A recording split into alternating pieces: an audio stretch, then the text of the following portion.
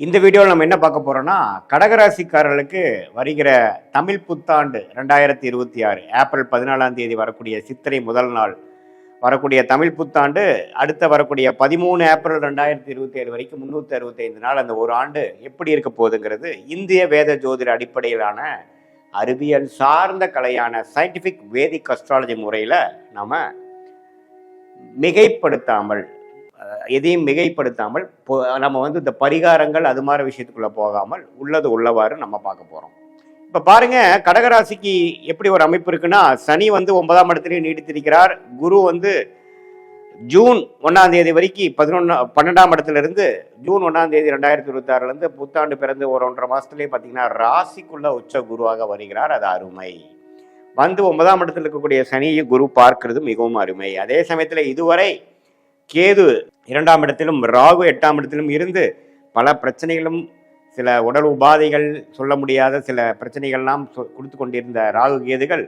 December 6 2026 புத்தாண்டு பிறந்து ஒரு 6-7 மாதத்துக்கு அப்புறம் பார்த்தீங்கன்னா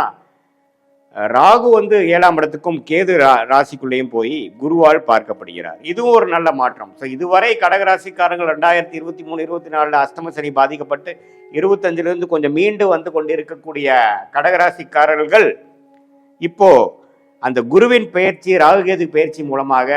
இயல்பான வாழ்க்கைக்குள்ள பழைய எப்படி ஒரு 4-5 வருஷத்துக்கு முன்னாடி இருந்தாங்களோ அது மாதிரி ஒரு இயல்பான சோஷியல் லைஃப்குள்ள நட்பு பாராட்டக்கூடிய அவருடைய யோகங்கள் அவருடைய அச்சீவ்மெண்ட்ஸ்லாம் உலகத்துக்கு தெரிகிற மாதிரி நல்ல ஒரு டெவலப்மெண்ட் ப்ரமோஷன் ரெகக்னிஷன் கிடைக்கக்கூடிய அற்புதமான ஒரு தமிழ் புத்தாண்டாக முதல் ஜூன் மாதத்திலிருந்தும் அடுத்து வரக்கூடிய டிசம்பர் மாதத்திலிருந்தும் நல்ல மாற்றங்களை கொடுக்கக்கூடிய அமைப்பு கடகராசிக்காரர்களுக்கு 2026 தமிழ் புத்தாண்டில் வருதுங்கிறது நம்ம தெரிஞ்சுக்கணும். முதல் உடல் உபாதைகளால் அஃபெக்ட் ஆகிட்டு இருந்தவங்க, அதாவது சீனியர் சிட்டிசன்ஸ் அதிகமாக சொல்லணும்.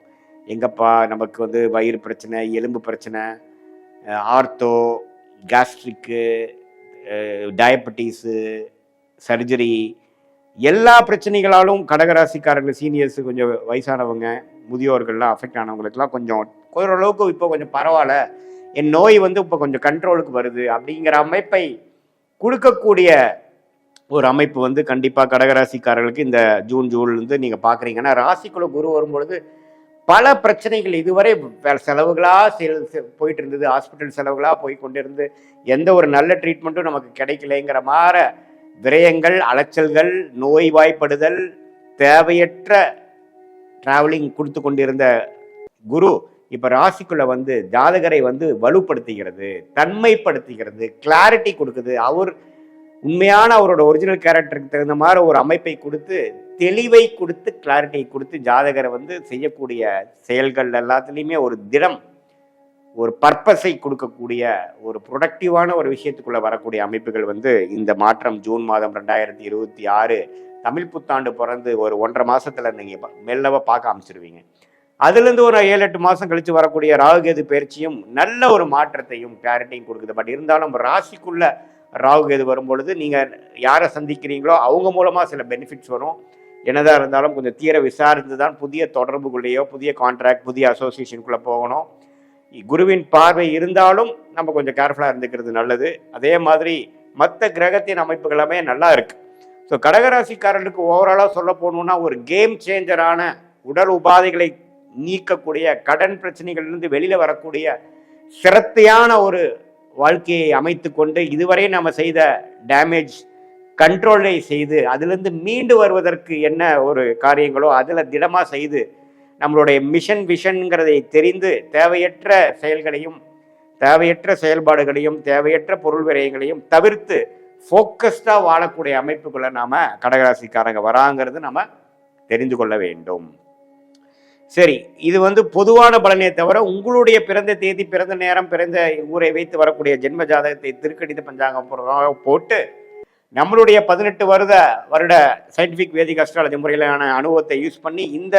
எந்த லக்னத்தில் பிறந்தீங்க, அந்த லக்னாதிபதி எப்படி இருக்குது, நீங்கள் கடகராசியாக இருந்தால் ஆயிலி நட்சத்திரமா,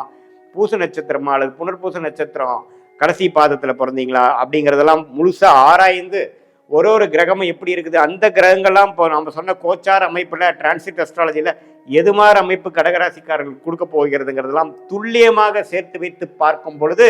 அடுத்த வரக்கூடிய ஷார்ட் டேர்ம் எப்படி இருக்கு, அடுத்த வரக்கூடிய லாங் டேர்ம் எப்படி இருக்கு, எது மாதிரி விஷயங்கள் வந்து நமக்கு கரெக்டான ஒரு அமைப்பாக கொடுக்குது, எந்த நேரத்தில் நமக்கு டேர்னிங் பாயிண்ட் வருது, எந்த நேரத்தில் அடக்கி வாசிக்கணும், எந்த நேரத்தில் வேகமாக போகணும், எந்த நேரத்தில் வேலை மாற்றங்கள் எதிர்பார்க்கலாம், எந்த நேரத்தில் வந்து இருக்கிற வேலையை மெயின்டைன் பண்ணிக்கிறது நல்லது, எப்போ வந்து குழந்தை விஷயங்கள், குழந்தை பேர் எதிர்பார்க்குறவங்களுக்கு குழந்தை பேர் எப்போ கிடைக்குது, எப்போ சுப விஷயங்கள் தடை நீங்குது, எப்போ திருமணம் வருது, இது மாதிரி கலப்பு திருமணம், காதல் திருமணம் விஷயங்களாக இருந்தால் எப்போ கைகூடக்கூடிய அமைப்புகள் இருக்குது, பெற்றோர்கள் சம்மதம் கிடைக்குமா, வெளிநாடு வாய்ப்புகள் எதிர்பார்க்கிறவங்களுக்கு வெளிநாடு வாய்ப்புகள் எப்போ கிடைக்கும், அது மாதிரி பல விஷயங்கள் வந்து சயின்டிஃபிக் வேதிக் அஸ்ட்ராலஜி முறையில் எதையும் மிகைப்படுத்தாமல் பரிகாரங்கள் அது மாதிரி விஷயத்துக்கு போகாமல் உள்ளது உள்ளவாறு நாம் அதை வந்து நம்ம பார்க்கும் பொழுது கண்டிப்பாக நம்ம வந்து இதில் வந்து எப்படி ஒரு கடகராசிக்கு வந்து இந்த ஆண்டு கிரகம் மாத கிரகங்கள் செயல்படுதுங்கிறது அதையோட சேர்த்து நம்மளுடைய தசாபுக்திகளும் சேர்த்து வைத்து பார்க்கும் பொழுது யோகமான தசாபுக்திகள் போகும்பொழுது நான் சொன்ன பலன்கள் இன்னும் கொஞ்சம் தூக்குதலாகவும் ஒரு சுமாரான உங்களோட லக்னத்துக்கான தசாபுக்திகள் போகும்பொழுது நான் சொன்ன பலன்கள் கொஞ்சம் குறைவாகவும் இருக்குங்கிறத நம்ம எடுத்துக்கணும். பட் என்னதான் இருந்தாலும் உங்களுடைய சுய ஜாதகத்தை பார்க்கும் பொழுது இன்னுமே துல்லியமான பலன்கள் போத் ஷார்ட் டேர்ம் என்ன, லாங் டேர்ம் என்ன, அடுத்த வரக்கூடிய காலகட்டங்கள் எந்த மாதிரி திசையில் நம்ம வாழ்க்கை திரும்ப போகிறது, வேலை வாய்ப்பு, தொழில், படிப்பு, உயர் படிப்பு, குழந்தை பேரு, உடல்நல பிரச்சனைகள், கடன் தீர்வது, இது மாதிரி வாழ்க்கையில் என்னென்ன விஷயங்கள் நமக்கு கிரிட்டிக்கலாக இருக்கிறதோ அதுக்கு வேணுங்கிற டைம்லைன்ஸ் என்னென்ன நேரத்தில் எது நடக்கக்கூடியது அமைப்பாக நமக்கு தெரிகிறத வைத்து அதுக்கு தகுந்த மாதிரி நம்ம திட்டமிட்டு லேட் ஆகிட்டு இருக்கே, டிலே ஆகிட்டு இருக்கேங்கிற ஃப்ரஸ்ட்ரேஷன்லாம் ஆகாமல் பொறுமையாக இருந்து நிதானமாக இருந்து வாழ்க்கையில் எளிதில் வெற்றி பெற முடியும். சயின்டிஃபிக் வேதிக் அஸ்ட்ராலஜி மூலமாக நாம் வந்து அதோட பயனை எடுத்து அதோட கிளாரிட்டியை எடுத்து வாழ்க்கையில் ஒரு நல்ல ஒரு கிளாரிட்டியை பெற்று உத்வேகம் பெற்று கான்ஃபிடன்ஸ், கூல் கான்ஃபிடன்ஸ்னு சொல்லுவாங்க, அந்த கூல் கான்ஃபிடன்ஸை பெற்று நம்மளை பற்றி நாமளே அறிந்து கொண்டு தேவையற்ற பொருள் விரயங்கள், தேவையற்ற டைம் வேஸ்ட், சமய விரயங்களை தவிர்த்து நம்மளுடைய கர்ம பலன் என்ன சொல்லுது, நம்ம கிரகங்கள் எப்படி இருக்குது, எந்த கிரகம் எது மாறி காமிக்குது, எந்த லைனில் போனால் நம்ம ஜெயிக்கலாம், எந்த லைனில் போனால் நம்ம பிரச்சனை வரும் அப்படிங்கிற விஷயங்கள்லாம் எப்படி ஒரு கூகுள் மேப் வந்து ஒரு டிராவலருக்கு வந்து சேரும் இடத்தை காமிக்கிறாரோ அதே மாதிரி நம்ம போய் சேரும் இடத்துக்கு எந்த நேரங்கள் எந்த மாதிரி திசைகள் அப்படிங்கிறத சயின்டிஃபிக் வேதிக் அஸ்ட்ராலஜி முறையில் எதையுமே நம்ம மிகைப்படுத்தாமல் பரிகாரங்கள் அது மாதிரி மூட நம்பிக்கையில் போகாமல் நம்மளுடைய 18 வருஷ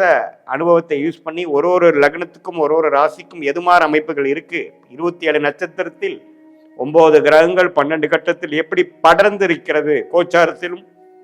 உங்களுடைய சுய ஜாதகத்திலும் எப்படி இருக்குதுங்கிறதெல்லாம் தீர ஆராய்ந்து அதுக்கு தகுந்த மாதிரி ஜோதிட ஆலோசனை பெற்று நீங்கள் வாழ்க்கையில் வந்து ஒரு திட்டத்துகளையும் நீங்கள் ஒரு செயல்பாடுகளையும் நீங்கள் திட்டம் போட்டு செய்தீர்களானால் கண்டிப்பாக வாழ்க்கையில் எளிதில் வெற்றி பெற முடியும் என்று சொல்ல விரும்புகிறேன். மீண்டும் மற்றொரு காணொளியில் சந்திப்போம். நன்றி, வணக்கம்.